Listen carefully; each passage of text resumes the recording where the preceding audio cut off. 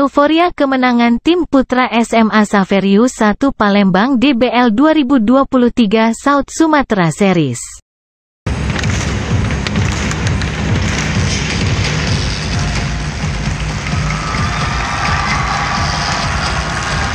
Tim putra SMA Xaverius 1 Palembang sebagai Champions Honda Developmental Basketball League DBL with Kopi Good Day 2023 South Sumatera Series.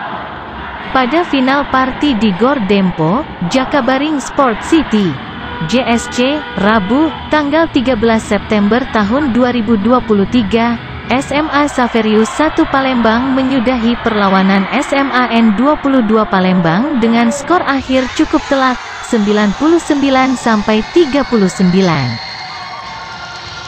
Terima kasih telah menonton video ini. Jangan lupa ikutin media sosial Palpres lainnya.